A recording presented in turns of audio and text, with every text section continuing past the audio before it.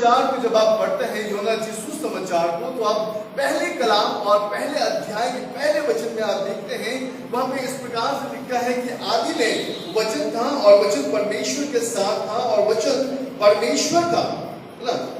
और बाइबल इस प्रकार से बताती है कि वही वचन जो है आगे चलकर देवधारी हो गया और अनुग्रह के द्वारा हमारे बीच में डेरा किया। जब हम आगे पढ़ेंगे 14 पद में वहां पे लिखा है, और वचन देवधारी हुआ और अनुग्रह और सच्चाई से परिपूर्ण होकर हमारे बीच में डेरा किया, और हमने उसकी महिमा देखी जैसे पिता के इकलौते पुत्र की महिमा।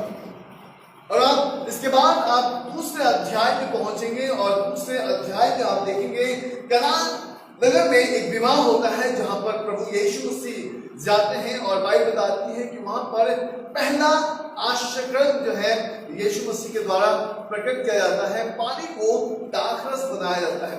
इसके बाद जब आप आगे बढ़ेंगे और 17 पद की ओर जब आप ध्यान देंगे तो बाइबल इस प्रकार से बताती है कि यीशु मसीह इस प्रकार से कहते हैं कि इस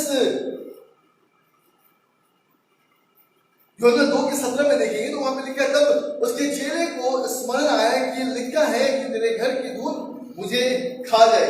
जब आप इस अध्याय को पढ़ेंगे, दूसरे अध्याय को, तो आप देखेंगे कि वहां पर किस प्रकार से यीशु मसीह कुछ बात की चर्चा करते हैं, और वो कौन सी बातें हैं आज हम लोग देखेंगे और स्मरण करने की कोशिश करेंगे।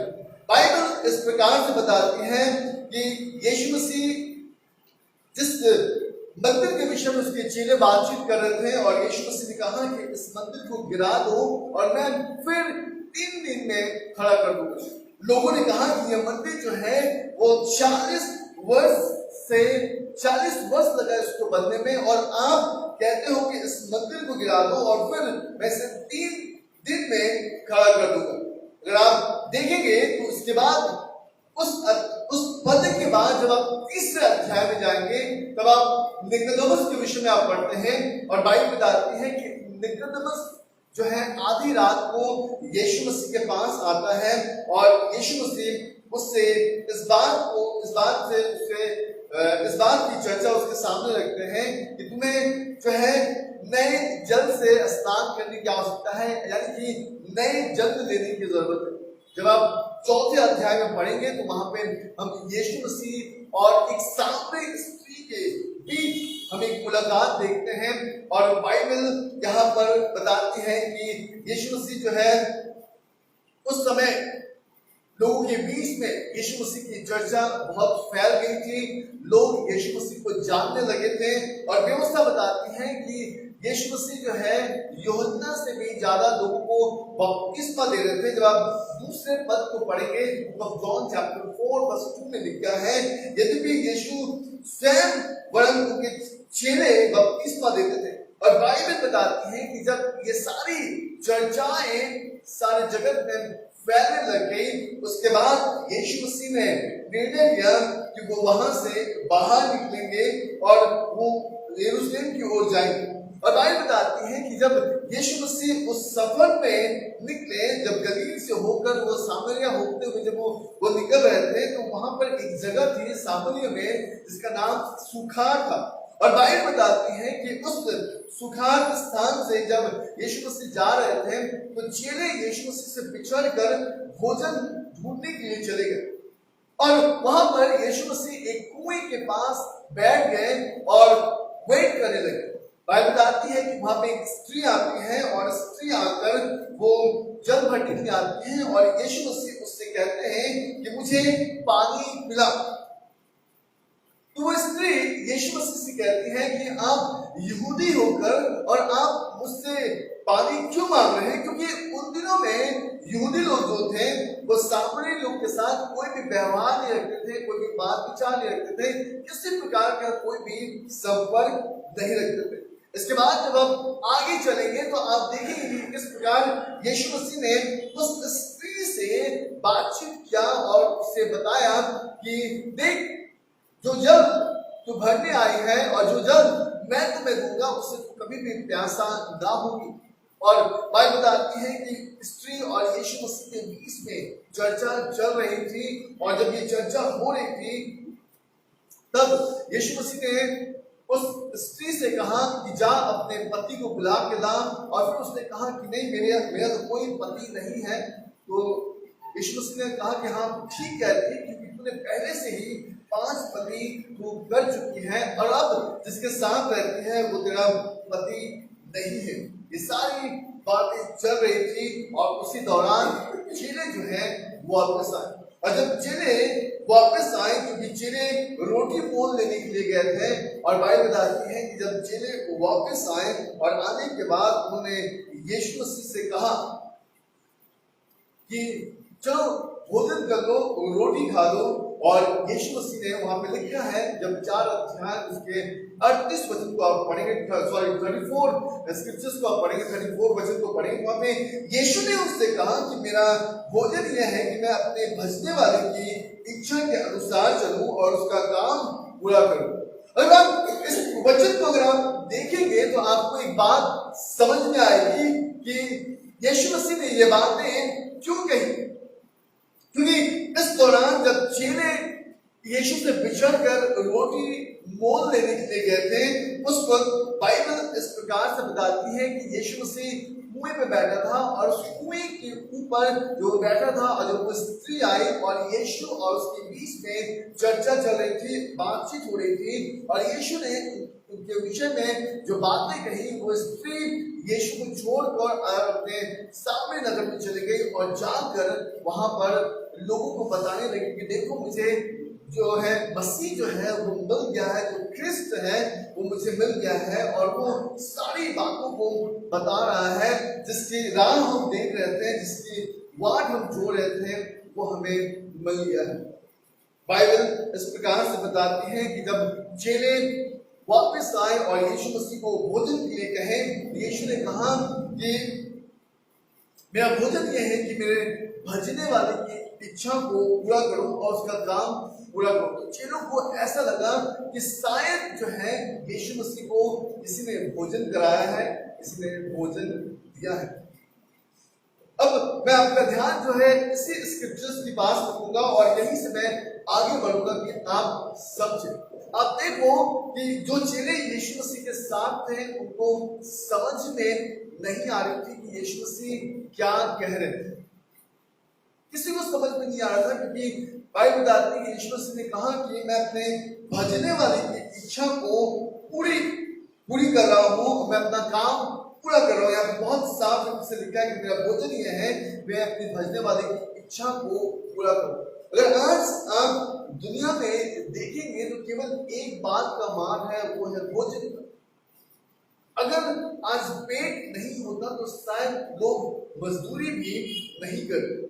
ये पेट है जिसकी वजह से लोग अपने परिवार को छोड़कर एक जगह से दूसरी जगह जाने के लिए भी तैयार हो जाते हैं। ये पेट है जिसके वजह से लोग जो है दूसरे काम में भी लिप्त हो जाते हैं। लेकिन बाइबल यहाँ पर एक भोजन के विषय में बातचीत कर रही है। यीशु मसीह इस प्रकार से कहते हैं कि मेरा भोजन ये है कि मैं अपने भेजने वाले की इच्छा को पूरी करूं। मैं आपका ध्यान एक वचन की ओर केंद्रित करूंगा, मत्ती की किताब उसके 4थे अध्याय का मेरे साथ खोलिएगा, और उसके 4थे वचन को हम लोग पढ़ेंगे। यीशु मसीह ने उत्तर दिया, लिखा है, मनुष्य केवल रोटी ही से नहीं, मनुष्य केवल रोटी ही से नहीं, परंतु हर एक वचन से, पर हर एक वचन से जो परमेश्वर के मुख से निकलता है, जो परमेश्वर के मुख से निकलता है कि जीवित रहे। अब ध्यान दीजिएगा, मैथ्यू चैप्टर 4 वर्स 4 में लिखा है कि जब यीशु मसीह उन दिनों में जब उपवास के साथ 40 दिन 40 रात जब उपवास में थे उस जंगल में, और व्यवस्था बताती है कि जब उनका उपवास पूरा हुआ और वो भूख लगी, व्यवस्था बताती है कि पड़कने वाला उसके पास आकर उससे पड़कने लगा और उससे कहा कि ये पत्थर तू कह दे कि तू रोटी बन जाए, तो रोटी बन जाएगा, तू तो खुदा का बेटा है, तू जो चाहेगा वो हो जाएगा।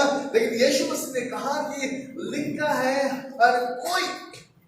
हर एक व्यक्ति जो है वो भोजन से नहीं, लेकिन परमेश्वर के मुख से निकलने वाले वचन के द्वारा क्या होगा?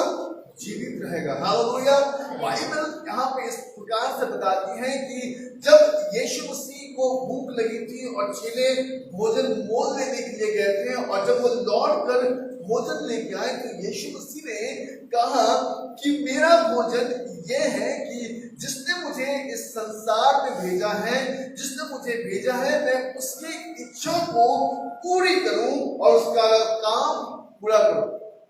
अब ध्यान दीजिए कि यीशु मसीह किस काम के विषय में बातचीत करते हैं और आज कलीसिया किस काम के ऊपर निर्भर रहती है। बाइबल बताती है, जब आप यूहन्ना की किताब उसके 6 अध्याय उसके 27वें वचन को आप पढ़ेंगे, वहां पे प्रभु के कलाम में इस प्रकार से लिखा है कि नाशवान भोजन के लिए परिश्रम ना करो, परंतु उस भोजन के लिए जो अनंत जीवन तक ठहरता है, जिसे मनुष्य का पुत्र तुम्हें देगा, क्योंकि पिता अर्थात परमेश्वर ने उस पर छाप कर दी है। उन्होंने उससे कहा, परमेश्वर के कार्य करने के लिए हम क्या करें? यीशु ने उन्हें उत्तर दिया, परमेश्वर का कार्य यह है कि तुम उस पर जिसे उसने भेजा है विश्वास करो। हालेलुया। लोगों ने पूछा कि बताइए कि हम क्या करें, परमेश्वर के काम करने के लिए हम क्या कर सकते हैं कि जिसके द्वारा हम खुदा का काम कर सकें, खुदा की इच्छाओं को हम पूरा कर सकें। तो बाइबल बताती है, यीशु मसीह ने कहा कि विश्वास करो, क्योंकि इसी विश्वास के द्वारा परमेश्वर का काम पूरा होगा।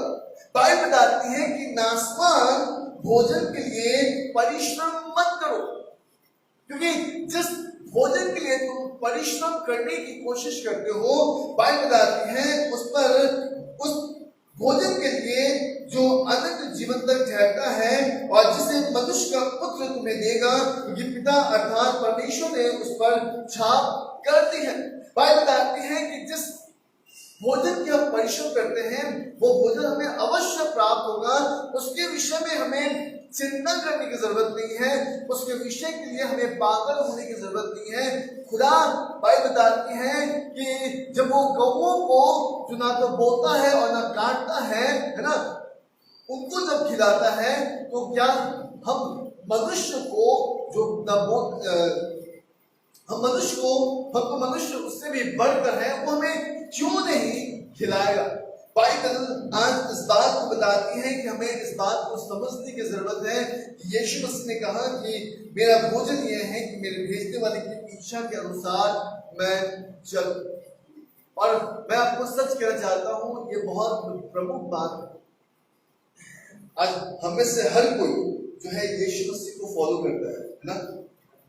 हालेलुया। कितने लोग हैं यीशु मसीह के पीछे चलने वाले? सब कोई।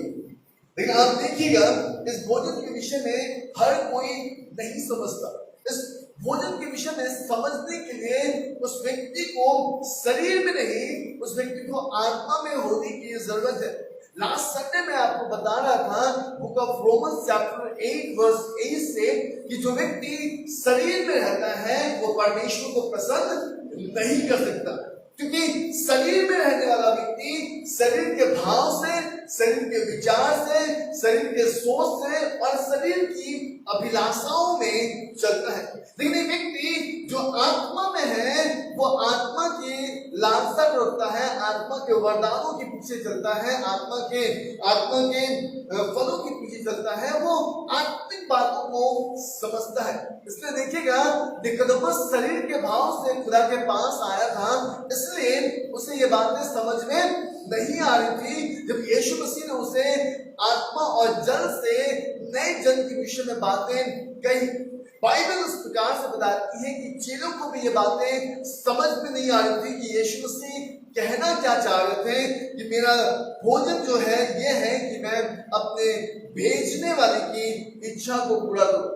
बाइबल में बताती है, अगर आप ध्यान देंगे, मैं आपका ध्यान जो है आज प्रभु के वचन की ओर लेकर जाकर मैं आपको समझाना चाहता हूं। एक कलीसिया है जिसके द्वार पर यीशु मसीह क्या कर रहे हैं? नॉक कर रहे, खटखटा रहे। पता है क्यों उस कलीसिया के द्वार को यीशु मसीह खटखटा रहे हैं? आइए हम निकालेंगे प्रकाशित वाक्य की किताब उसके 3 अध्याय। खोलिएगा मेरे साथ।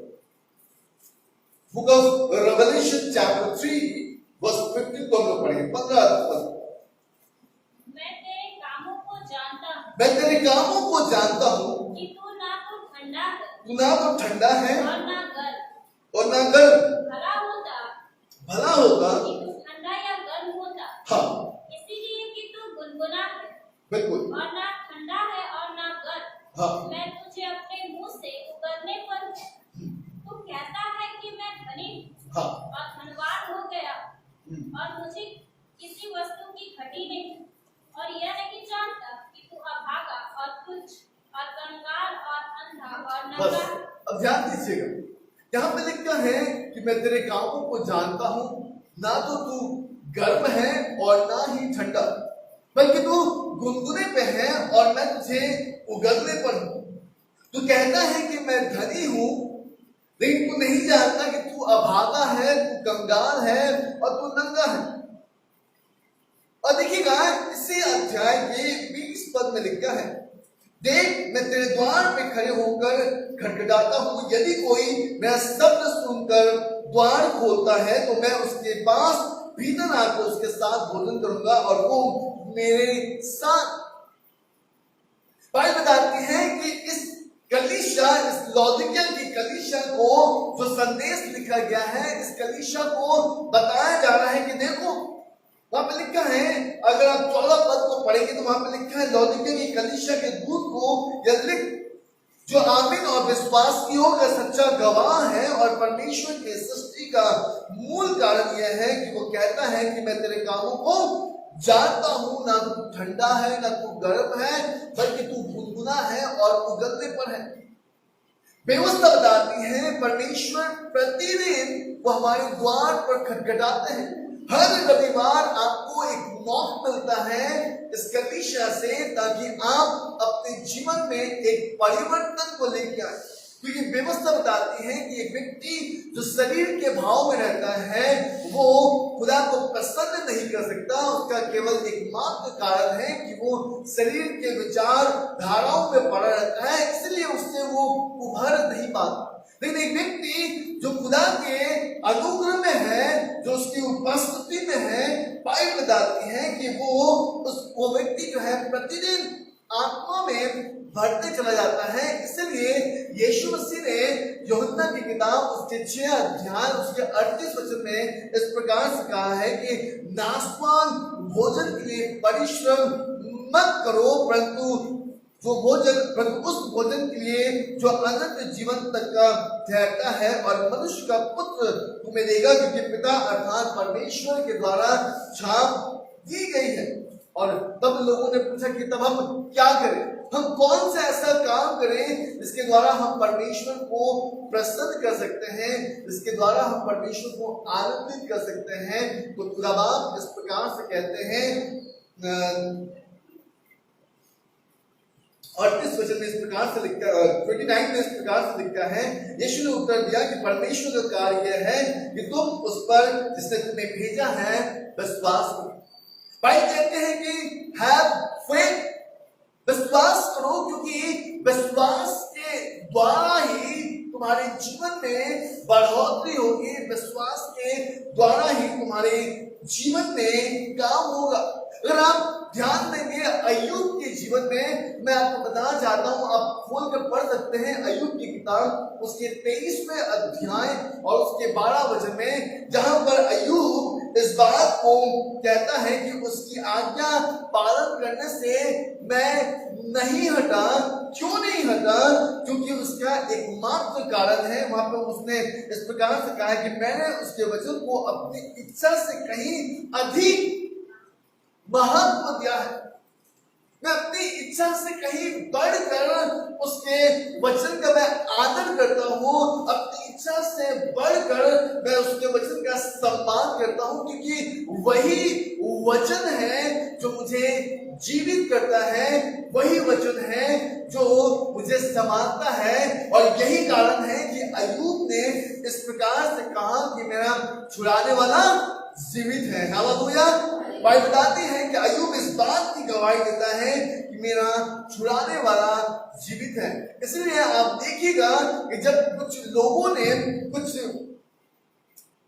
कह सकते हैं कि एक मंडली ने जब यीशु मसीह को ग्रहण किया, विश्वास किया, तब यीशु मसीह ने उनसे क्या कहा। आइए हम पढ़ेंगे यूहन्ना की किताब उसके 8वें अध्याय और उसके 31 वचन में, book of John chapter 8 verse 21 में। और बाइबल बताती है कि उन दिनों में कुछ यहूदियों ने यीशु मसीह पर विश्वास किया और यीशु ने उनसे कहा, यदि तुम वचन में बने रहोगे तो सचमुच मेरे चेले ठहरोगे। क्योंकि जो व्यक्ति वचन में ठहरता है वही उसका चेला बनता है। अब ध्यान दीजिएगा कि जब आप लूका की किताब उसके 5वें अध्याय को आप पढ़ेंगे और जब यीशु मसीह उस नाव के पास पहुंचता है जहां पर पतरस और जब्दी के 2 पुत्र थे जो परेशान थे, पूरी रात मेहनत करने के बाद भी उनको मछलियां नहीं मिली थी, और यीशु मसीह वहां पहुंचकर लोगों को संदेश देते हुए और पतरस को कहते हैं कि नाव को थोड़ा सी गहरे पानी में लेकर जा।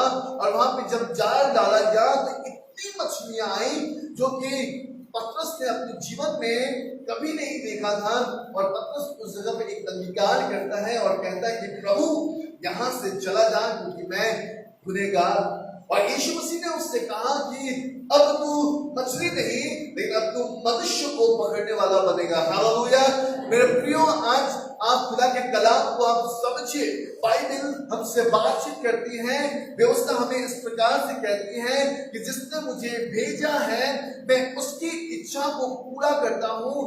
यही मेरा प्रिय भोजन है, यही मेरा उद्देश्य है।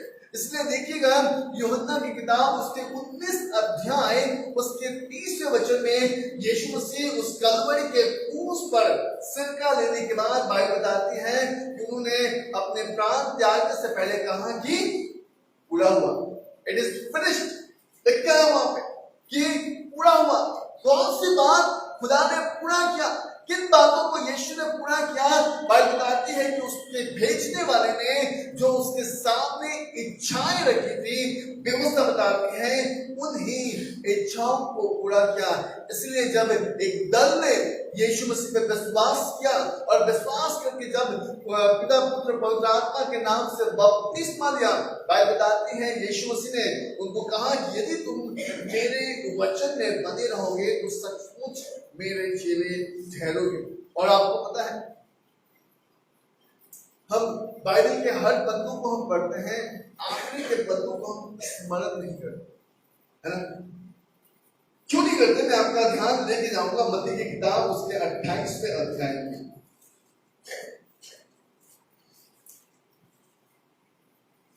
बुक ऑफ मैथ्यू जब आप पढ़ेंगे, मत्ती की किताब को आप पढ़ेंगे तो आप यहाँ पे एक बात देखेंगे जो कि एक ग्रेट कमीशन के द्वारा यहाँ पे बताया गया है। यीशु मसीह उन व्यक्तियों को कहते हैं, बुलाते हैं कहाँ? गलील के उस पहाड़ पर जो सचमुच यीशु मसीह के चेले थे। चेले तो बहुत बने थे। आपको पता है जब यीशु मसीह के पीछे भीड़ चलती थी, यीशु मसीह पहाड़ पर चढ़ गए उनको देखकर। पता है क्यों? क्योंकि वो यीशु को राजा बनाना वाला था। पता है क्यों? क्योंकि उनको रोटियां मिल रही थी, उनको खाने के लिए भोजन मिल रहा था, वो उनको उनके शरीर की बीमारियां दूर हो रही थी, चंगाई मिल रही थी।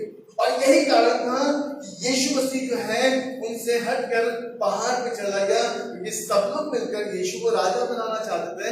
क्यों? क्योंकि फ्री का खाना मिलने वाला था, बीमार पड़ रहा था, चंगाई मिल जाने वाला था। और यही कारण था कि यीशु मसीह वहां से निकलकर पहाड़ पर चले गए। मेरा कहने का अर्थ यह है कि याद रखिए, अगर आपने यीशु मसीह को पहन लिया है, यीशु मसीह को आपने ग्रहण किया है, तो याद रखिए सामने के 4-5 पन्ने पढ़ लेने से आपके जीवन में परिवर्तन नहीं होगा। बाइबल बताती है, इस विषय को आप समझिए कि परमेश्वर ने आपको कलीसिया के साथ क्यों जोड़ा है, क्यों खुदा ने अपने कलाम के साथ जोड़ा है, खुदा ने क्यों आपको अपने राज में वेलकम किया है। जो उसने अपने किंगडम में बुलाया है। ये बाइबल इस प्रकार से बताती है, आप देखिएगा वहां पर लिखा है 28वें अध्याय के 16 वचन में कि 11 चेले गलील में उस पहाड़ पर गए जिसे यीशु ने उन्हें बताया था। यीशु ने कहा था कि मैं तुम्हें वहां पे मिलूंगा, और बाइबल इस प्रकार से बताती है कि चेले वहां पर गए यीशु से मिलने के लिए, और जब वहां पे गए उन्होंने यीशु मसीह के दर्शन को प्राप्त किया, क्योंकि वो चेले जो थे वो यीशु के वचन को अपने जीवन में रखते थे। कि बाइबल इस प्रकार से कहती है, यदि तुम मेरे वचन को मानोगे तो तुम मेरे चेले ठहरोगे। और बाइबल बताती है कि इस ग्रेट कमीशन में अगर आप पढ़ेंगे तो बाइबल एक जो है महान आज्ञा जो उसने हमें दिया है, यीशु ने कहा कि स्वर्ग और पृथ्वी का सारा अधिकार मेरे पास है, इसलिए तुम जाओ और सब जाति के लोगों को चेला बनाओ।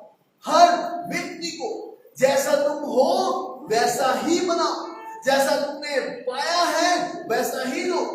अगर याद रखिए, अगर हम चेले नहीं हैं, मैं आपको सब बात कह रहा हूं, अगर आप चेले नहीं हैं तो आप चेला नहीं बना पाएंगे। उसका कारण क्या है? उसका कारण यह है कि आपके पास खुदा का कलाम नहीं है, क्योंकि आपने यीशु के वचन को नहीं माना है। अगर आप यीशु के वचन को मानेंगे तो आप चेले ठहरेंगे।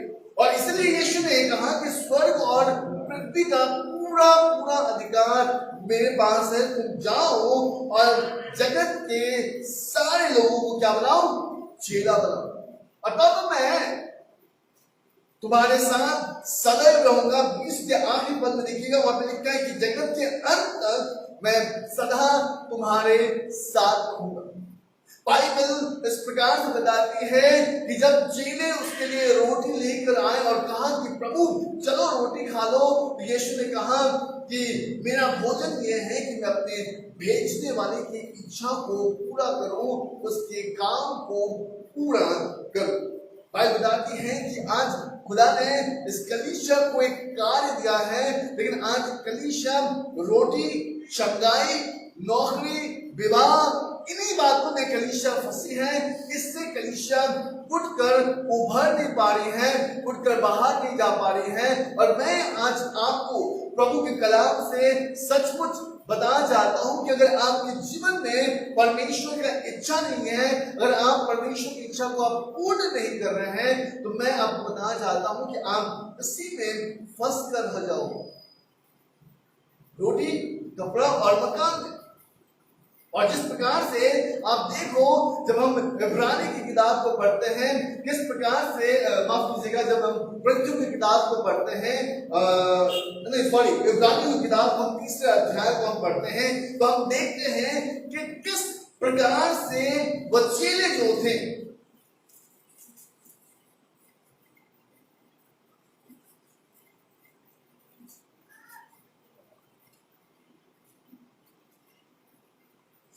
Sorry ma'am, I think first Corinthians chapter 3 को पढ़ेंगे हम लोग पहले, उसके बाद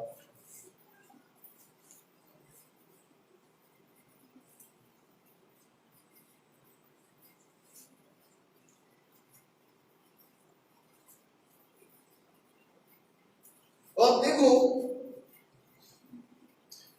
जब हम यहाँ पे देखते हैं कि किस प्रकार से वो लोग जो जंगल में भीड़ हो गए, है ना। पहला कुरिन्थियों उसका 10 अध्याय को जल्दी से।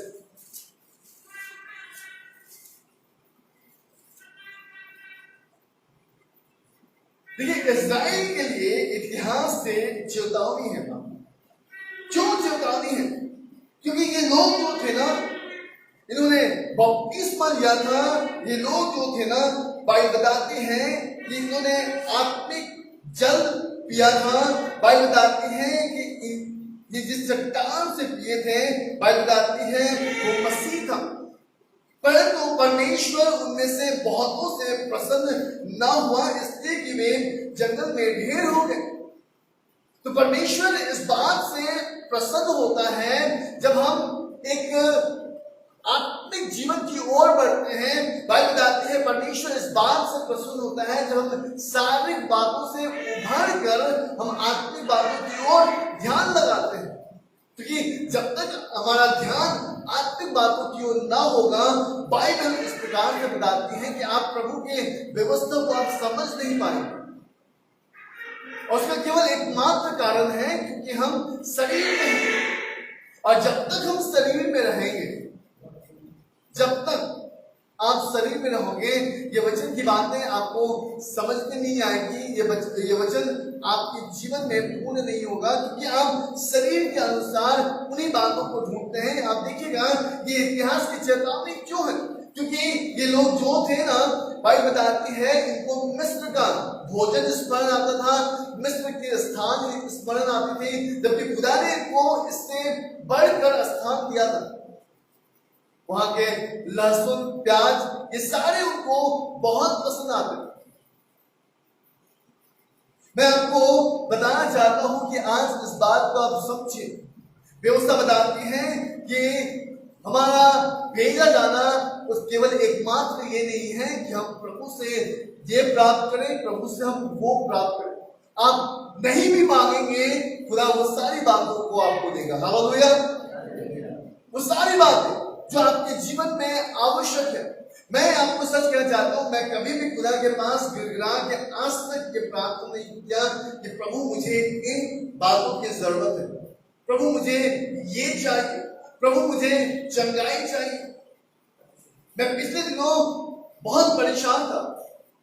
लास्ट ईयर मेरे कमर में बहुत पेन रहता था, मैं हमेशा मूव लेके हमेशा चलता रहता। लेकिन मैंने कभी इस बात के लिए प्रार्थना नहीं किया कि प्रभु आप मेरे कमर के लिए क्या करें, चंगाई करें। लेकिन पता है, मेरे बेटे ने मेरे लिए प्रार्थना किया था, शायद, और वो जो चंगाई मिला, इसके बाद जब आप मेहनत करोगे तो आपको पेन होगा, आपको तकलीफ तो होगी, लेकिन जिस प्रकार से कंटिन्यू पेन रहता था, दर्द रहता था, मैं उससे उभर गया। पता है क्यों? क्योंकि मैंने कभी उस विषय को चाहा ही नहीं। लेकिन बाइबल बताती है कि खुदा हमारे मांगने से पहले वो हमें देने वाला परमेश्वर है। हालेलुया। इसलिए मेरे प्रियो, मैं आपको बताना चाहता हूं, इस वीडियो को बंद कर दीजिए। मैं ये बात आपके सामने आज रखना चाहता हूं कि इस बात को आप समझिए। परमेश्वर केवल ये नहीं चाहता है ना कि हम उससे मांगे। आप उसके सामने आप लिस्ट खोल के रख दीजिए। आपका लिस्ट आपके परमेश्वर को पता है। परमेश्वर जानता है कि आपको क्या चाहिए।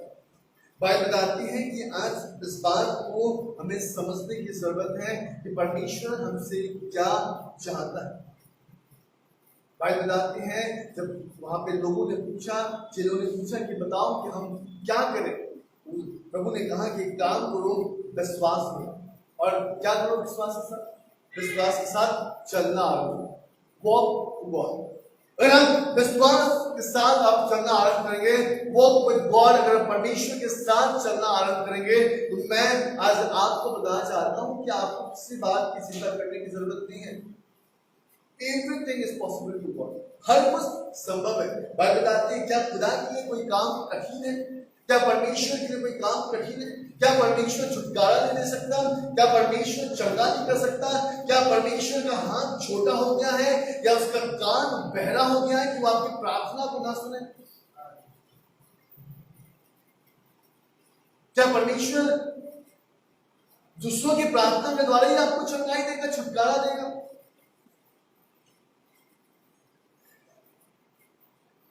मैं कभी कभी समझ नहीं पाता हूं कि पता नहीं लोग इस बात को क्यों नहीं समझते। बाइबल बताती है जब यीशु से इस बात को कह रहे हैं कि मेरा भोजन ये है कि जो जिसने मुझे भेजा है मैं उसके काम को पूरा करूं। तो चेले कहते हैं कि हो सकता है किसी ने इसको भोजन करा दिया। आप सोचो, यीशु से कह रहे हैं कि जिसने मुझे भेजा मैं उसका काम पूरा करूं। 24 घंटा उसके साथ रहने वाले चेले इस बात को नहीं समझते। आज कलीसिया के अंदर भी यही बात है। कलीसिया को लगता है कि वो अपने आप में भरे हैं, पूरे हैं, सब कुछ है, लेकिन हम भूल जाते हैं कि प्रतिदिन प्रभु जो है नॉक कर रहा हूं, कह रहा है कि देख मैं तेरे अंदर आना चाहता हूं। कि तेरा काम जो है ना तो ठंडा है और ना ही गर्म, तू गुनगुने के समान है, केवल उगलने पर है। तू कहता है कि मैं धनी हूं, मेरे पास सब कुछ है, लेकिन तू इस बात को भूल जाता है कि तू कंगाल और अभागा है। वहां पे लिखा है, एक बार फिर हम लोग जाएंगे बुक ऑफ रेवलेशन में, जल्दी से आएंगे उसके 17 पद से पढ़ेंगे। ठीक है, 17 पद। तू कहता है कि मैं धनी हूं, तू कहता है कि मैं धनी हूं और धनवान हो गया हूं, और धनवान हो गया हूं, और मुझे किसी वस्तु की घटी नहीं। हाँ आगे बढ़िए। यह नहीं जानता ये नहीं जानता कि तू अभागा तू अभागा और तुच्छ हाँ और कंगाल और कंगाल, और अन्हा और नंगा है। बिल्कुल 18 पद को पढ़िए। इसीलिए मैं तुझे सम्मति देता हूं ध्यान दीजिए कि बाइबल बताती है, इसलिए देख मैं तुझे सम्मति देता हूं कि तू आग में ताया हुआ सोना मोल ले तो तू धनी हो जाएगा। श्वेत वस्त्र ले ले, पहनकर अपने नंगेपन की लज्जा ना हो, और अपनी आंख में लगाने वाली सुरमा को ले ले ताकि तू देखने लगे।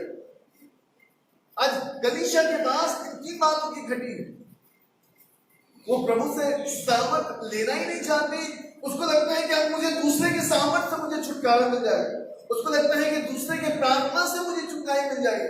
उसको लगता है कि दूसरे के प्रार्थना के द्वारा मुझे जॉब मिल जाएगा, दूसरे के प्रार्थना के द्वारा मैं प्रभु में आगे बढ़ जाऊंगा। What about yourself? फिर खुदा ने क्यों बुलाया आपको? एक माँ, एक पिता अपने बच्चे को क्यों जन्म देता है? हाँ? सारा जिंदगी उसको ऐसे गोद में रखने के लिए? हाँ? सामर्थ रहेगा क्या सारा जिंदगी गोद पे रखेंगे क्या? हाँ? अब देखो, सारा जिंदगी हम खिलाएंगे क्या उसको?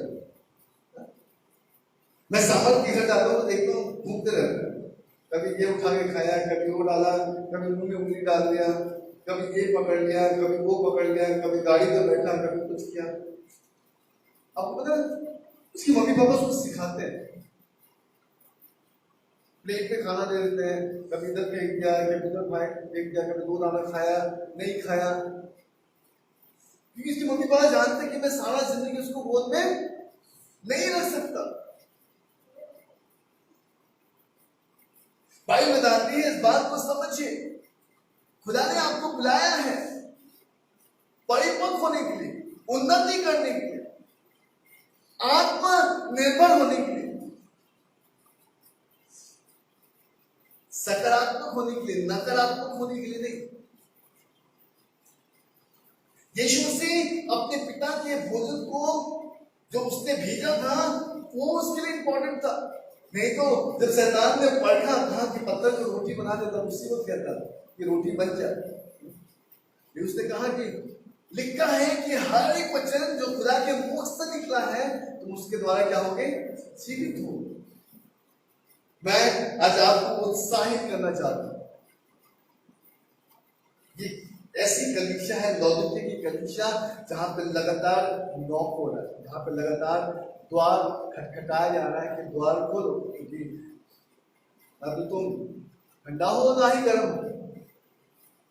किस पे भरोसा कर रहे हो? अपने धन पर? कब तक रहेगा? है ना? नौकरी कब तक रहेगी? 60 साल। अब तो पेंशन का भी, पेंशन वाला भी झमेला खत्म हो गया है कि आप रिटायर करोगे तो आपको पेंशन मिलेगा, है ना? रिटायर करोगे आपके पास जो आपका जो पीएफ है, आपका ग्रेजुएटी है, वही आपको मिलेगा। अब उसको क्या करना है? आपको अकाउंट में जमा कर देना है ना? उससे जो आएगा वही खाना है। एक लिमिटेड अमाउंट, 2000, 3000, 4000 जो आपको मिलेगा। आप बताओ, जहां पे इतनी महंगाई चल रही है, आप 4000 में जिंदगी बिताओगे क्या? ठाठ से जिंदगी बिता रहे। बाइबल बताती है कि मुझसे ताया हुआ सोना ले लो ताकि तुम धनी हो जाओ, मुझसे वह श्वेत वस्त्र ले लो ताकि तुम्हारा नंगापन लोगों को दिखाई ना दे। मुझसे सुरमा ले लो ताकि तुम आत्मिक बातों को समझ सको। भाई कहते हैं कि हमें खुदा के साथ साथ चलने की जरूरत है, और हम तभी चल सकते हैं जब हम अपने समझ का सहारा नहीं लेंगे। क्योंकि जब तक हम अपने समझ का सहारा लेंगे ना, जब तक अपने हिसाब से हम चलेंगे, याद रखिए हम खुदा में परिपूर्ण नहीं हो पाएंगे। मैं आपको सच कहना चाहता हूं, मैंने कभी पीछे मुड़कर नहीं देखा, कभी दाहिने और बाएं मुड़कर नहीं देखा कि कौन है मेरे दाहिने में और कौन है मेरे बाएं में। मैं जहां से चलना स्टार्ट किया था, एकदम मेरे घर पे कभी मेरे पास्टर नहीं आए, कभी मैं आपके घर पे जाकर 2-2 घंटा 3-3 घंटा बैठकर आपको काउंसलिंग करता हूं, आपको वचन से समझाता हूं, मुझे कभी किसी ने नहीं समझाया। मैं हमेशा प्रभु के वचन को पढ़ा करता था और पवित्र आत्मा मुझे समझाया करता था। मैं आपको सच कहना चाहता हूं, बाइबल बताती है कि अपनी समझ के साथ मत चलो, क्योंकि अगर आप अपनी समझ के साथ चलेंगे ना तो आपके टेढ़े मार्ग कभी सीधे नहीं होंगे, बल्कि वो और टेढ़ा हो जाएगा। पहले आप 2 लोगों के लिए बात करते थे, अब 10 लोगों के लिए बात करोगे। क्यों? क्योंकि आप अपनी समझ से चल रहे हो। आप ध्यान दो, अब देखो कि किस प्रकार जब राजा बना, पहला व्यक्ति, पहला राजा, इज़राइल में बहुत खुशी थी, इज़राइल में बहुत आनंद था, क्योंकि उनको अपना राजा मिल गया था। और बाइबल बताती है कि उस राजा ने क्या किया, उसने परमेश्वर की मर्जी को नहीं, लेकिन उसने अपनी मर्जी चलाई। और व्यवस्था बताती है कि कुछ ही दिन में परमेश्वर इस बात से पछताया कि उसने साउल को राजा बनाया, और उन इस्राएलियों के ऊपर में प्रतिदिन कुछ ना कुछ फिलिपियों की ओर से, कुछ फिलिपियंस की ओर से कुछ ना कुछ उसके ऊपर में प्रॉब्लम्स गिरते जा रहे हैं। लेकिन बाइबल बताती है कि जो व्यक्ति अपने हिसाब से चलेगा, याद रखिएगा, वो अपने जीवन में अपनी कल्पनाओं को कभी भी सिद्ध नहीं कर पाए। एक वचन मैं आपको देना चाहूंगा, नीति वचन की किताब, उसका 16 अध्याय, उसके 30वें वचन को आप देखिएगा। वहां पर लिखा है, अपने कामों को यहोवा पे डाल दे, इससे तेरी कल्पनाएं क्या होगी, सिद्ध होगी।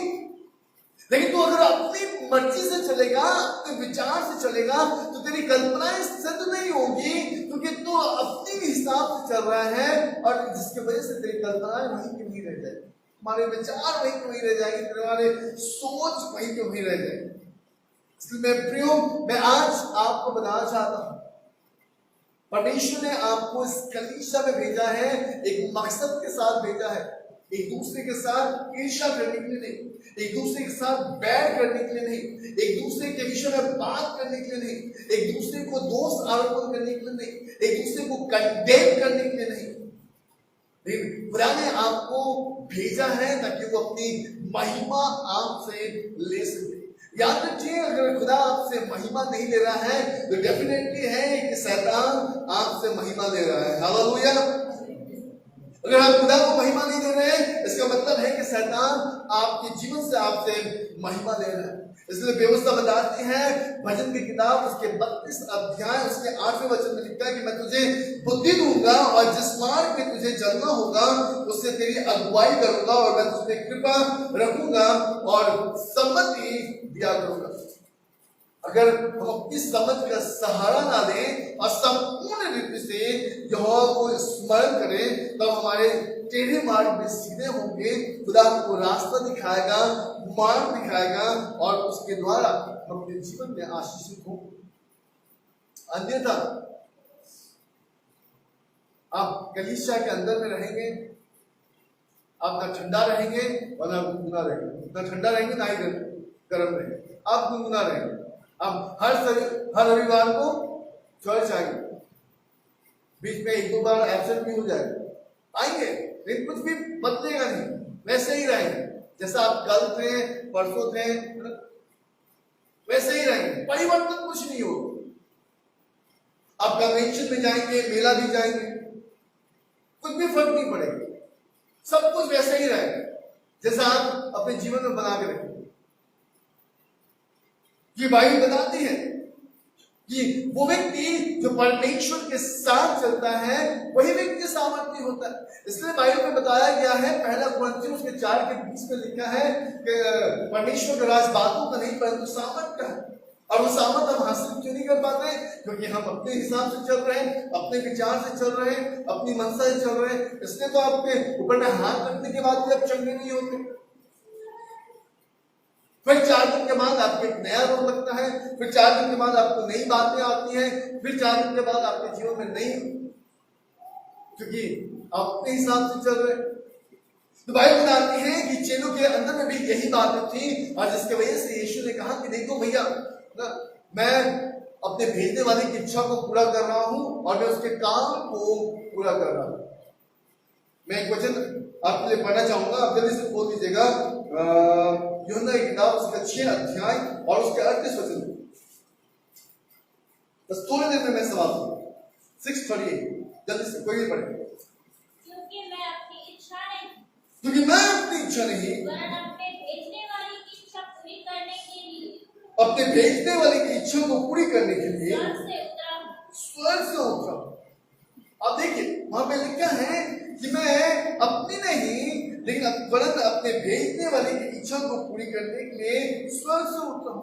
खुदा ने इसलिए हमें भेजा है ताकि हम उसकी इच्छा को पूरी करें। और उसकी इच्छा क्या है कि जाओ और जगत में सबको क्या बनाओ? चेले बनाओ। अगर तुम चेले हो और चेले नहीं हो तो भैया कोई बात नहीं, आओ और गुनगुना जैसा जाओ, कोई फर्क नहीं पड़ेगा। समझते रहो कि तुम धनवान हो, लेकिन इस बात को भूल जाओ कि तुम कंगाल हो, इस बात को भूल जाओ कि तुम अभागा हो। ये धन ज्यादा दिन तो रहेगा नहीं। एक व्यक्ति जन्म से उठता है और उसके माता पिता उसको सिखाते हैं बेटा पढ़ाई करो, पढ़ाई करो। क्यों पढ़ाई करना है भैया? पढ़ाई नहीं करोगे तो भविष्य अच्छा नहीं होगा, अच्छी नौकरी नहीं मिलेगी, अच्छी नौकरी नहीं होगी, अच्छे पैसे नहीं होंगे। और फिर वो बच्चा जो है बड़ा होकर भागने लगता है, पैसा ढूंढने लगता है, ढूंढने लगता है, ढूंढने लगता है, और पैसा मिलता भी है। अब जब मिलता है तो उसको वो बटोरने लगता है, इकट्ठा करने लगता है, और इकट्ठा करते करते कब सर के बाल ना गायब हो जाते हैं, कब बाल सफेद हो जाते हैं, पता भी नहीं चलता। रिटायरमेंट के बाद सारा पैसा बटोर के एक जगह पर रख दिया। अब समझ में नहीं आता, सुबह शाम सोना है, इसके बाद करना क्या है? तो रिटायर होंगे तो क्या करेंगे? बेटी के बेटा को लेके जाएंगे, बेटा के बेटे को लेके जाएंगे, बेटी को लेके जाएंगे, इधर ले जाएंगे, उधर ले जाएंगे। दादाजी बन गया तो वही काम है। लेकिन इसके बाद क्या? इसके बाद कौन सा रास्ता खुला है? तब मुंह से ही आवाज आती है, अब प्रभु आएगा लेके चला जाएगा। भैया लेके नहीं जाएगा, लेके जाने के लिए काम भी तो वैसा होना चाहिए। मैं आपका ध्यान एक वचन की ओर ले जाना चाहूंगा। इफिसियों की किताब में जल्दी से खोलें, उसके 6 अध्याय 5 वचन से पढ़ो। इफिसियंस का 6 अध्याय उसके 5 वचन पढ़िए। हाँ पढ़िए। जो लोग इस संसार में तुम्हारे स्वामी है, हाँ अपने मन की सिधाई से डरते और बिल्कुल। भागते हुए हाँ। जैसे मसीह की वैसे ही उनकी भी आज्ञा मानो। आगे आगे बढ़िए, आगे। मनुष्य को प्रसन्न करने वालों के समान, मनुष्य को प्रसन्न करने वालों के समान दिखाने के लिए सेवा न करो, दिखाने के लिए सेवा ना करो, पर मसीह के दासों के समान हाँ मन से परमेश्वर की इच्छा पर चलो। बिल्कुल, आगे बढ़िए। और इस सेवा को मनुष्य की नहीं परंतु प्रभु की जानकर सच्चे हृदय से करो, बिल्कुल।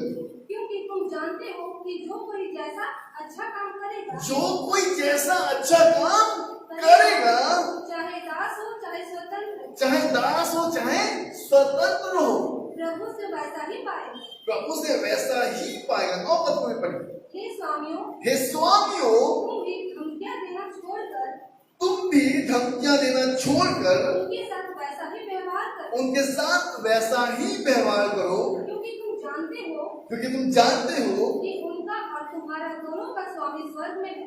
बिल्कुल, उनका और तुम्हारा दोनों का स्वामी कहाँ पे है? स्वर्ग में है। और वो किसी का पक्ष नहीं करता, और वो किसी का पक्ष नहीं करता।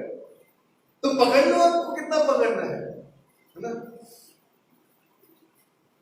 और फिर एक जगह पे आके बोलोगे अरे हम तो प्रभु के पास जाएंगे, मैं अपने हृदय से पूछूं क्या प्रभु के पास जा रहे हो या कहाँ जा रहे हो? आपका काम आपको कहाँ लेके जाए? जिंदगी भर घमंड करते रहे, और जब पेट में आ गए है ना लास्ट पोजीशन में, तब बोलते हैं कि नम्र बनो। अब नम्र बन के क्या हो? जिंदगी तो खत्म हो गया। इसलिए मैं आपको बताना चाहता हूँ, ध्यान दीजिए। दूसरी बात मैं आपको बताना चाहता हूं, अपनी इच्छा को ईश्वर के हवाले कर दीजिए। Surrender your will to God. अपनी इच्छा को परमेश्वर के हवाले कर दीजिए, जो भी आपकी इच्छा है। क्योंकि बाइबल बताती है कि प्रभु ने आप भी कहा है, यहोवा की वाणी है कि जो कल्पना मैं तुम्हारे विषय में करता हूं वो हानि की नहीं परंतु लाभ की है, और अंत में तुम्हारी आशाओं को पूरा करूंगा। उसका पर्पस जो है वो हमारे हाथ के लिए नहीं, लेकिन हमारे अच्छाई के लिए, हमारे भलाई के लिए है। और इसलिए व्यवस्था बताती है कि हर एक व्यक्ति जो प्रभु में है वो एक नई सृष्टि के समान है। उसे पुरानी बातों पे स्मरण करने की जरूरत नहीं, लेकिन उसे आवश्यकता है कि वो नई चाल चलन, उसके बुद्धि के नए हो जाने से उसका चाल चलन भी बदलता जाए।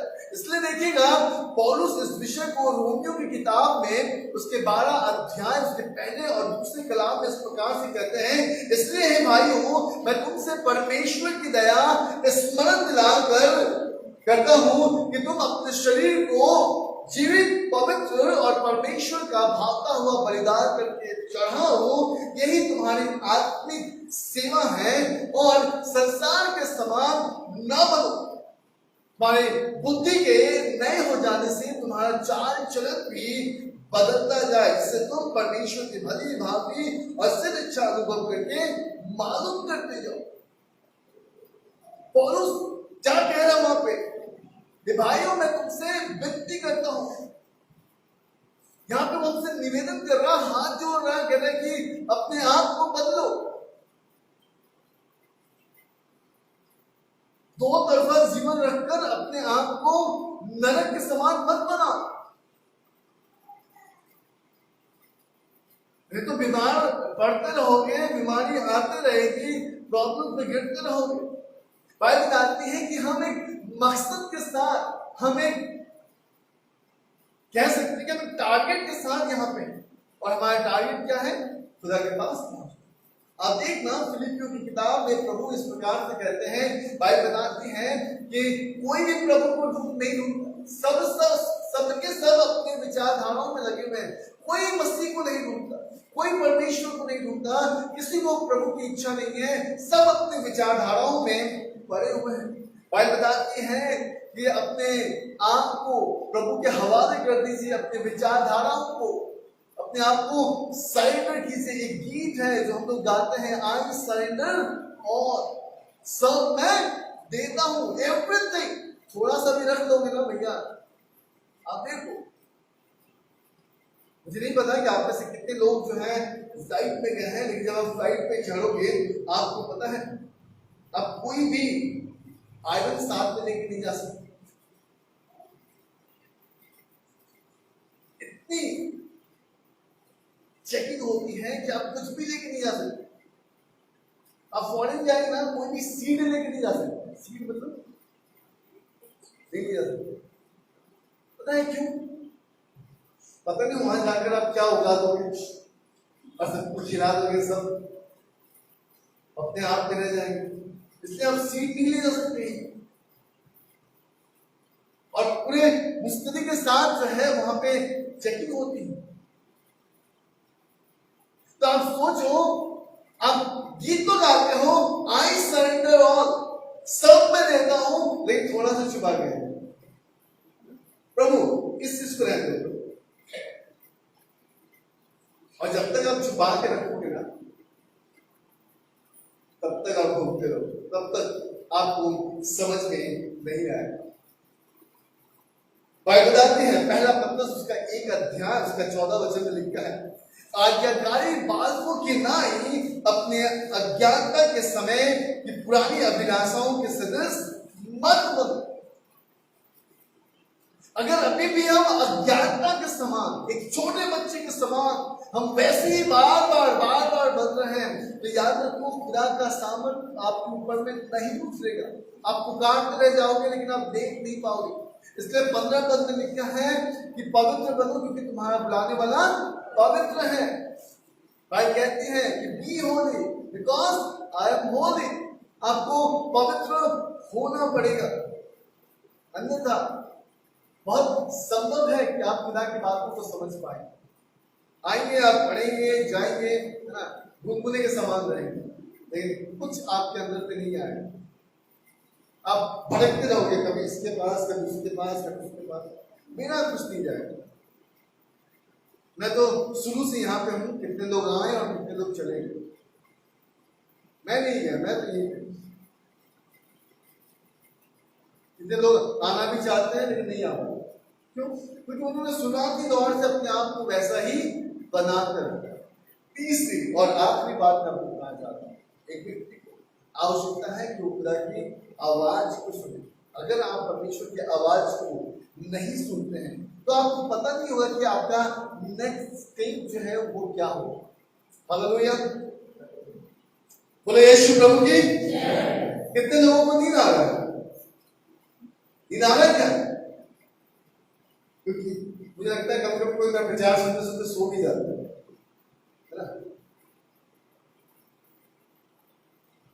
तो इस बात को आप समझिए, हमें परमेश्वर की आवाज को भी सुनना बहुत जरूरी है। क्यों सुनना जरूरी है? क्योंकि अगर आप नहीं सुनोगे ना तो आपको नहीं पता है कि नेक्स्ट स्टेप क्या होगा। What is the next step in your career? आप अपने कैरियर में क्या करोगे नेक्स्ट स्टेप में? What is the next step in your ministry, in your education, in your marriage, in your family? आपको पता नहीं चलेगा क्योंकि आप खुदा की आवाज नहीं सुन रहे हो। आप एक ही जगह पर बैठे हो क्योंकि आपने अपने कान को बंद करके रखा है। चलिए फिर से प्रकाशित वाक्य उसके 3 अध्याय में आइए जल्दी से।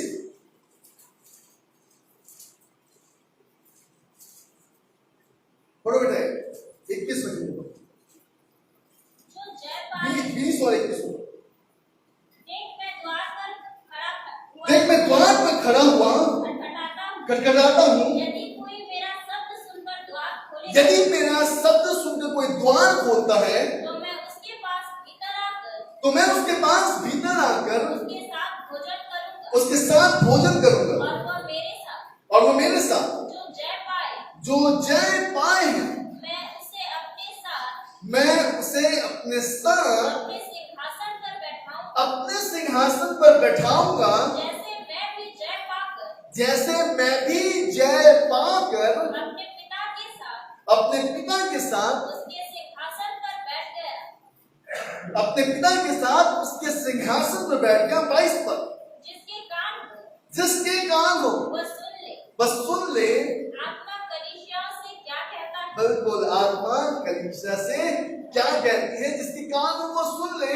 क्योंकि जो जय पाए हैं मैं उसे अपने साथ अपने सिंहासन पर बैठाऊंगा, जैसे कि मैं जय पाकर पिता के सिंहासन पर बैठ गया। याद रखिए, बाइबल बताती है कि अगर आप खुदा की आवाज नहीं सुनेंगे then you will, आपको नहीं पता चलेगा what is the next step. आपके पास क्वालिफिकेशंस है, आपके पास सब कुछ है, बट आप बैठे हुए हैं क्योंकि आपको पता नहीं कि नेक्स्ट स्टेप है, बिकॉज आप उसकी आवाज को नहीं सुन रहे। और जब तक उसकी आवाज को आप नहीं सुनेंगे आपको पता नहीं रहेगा, बस आप वेट करते रहेंगे। आप देखो कलीसिया के अंदर में बहुतों के अंदर में बुलाहट है सेवकाई करने के लिए, है ना, इंस्ट्रूमेंट बजाने के लिए, लेकिन हमको आवाज सुनाई ही नहीं देता, इसलिए हम बैठे हुए हैं। फैमिली के अंदर में कलेश है, झगड़ा है, ईर्ष्या है ना, आर्थिक परिस्थिति से हम जूझ रहे हैं, फाइनेंशियल प्रॉब्लम से जूझ रहे हैं, लेकिन हमको पता नहीं, हम आवाज सुन ही नहीं रहे। हम अपने उस खुदा की आवाज को बंद करके रखे हो,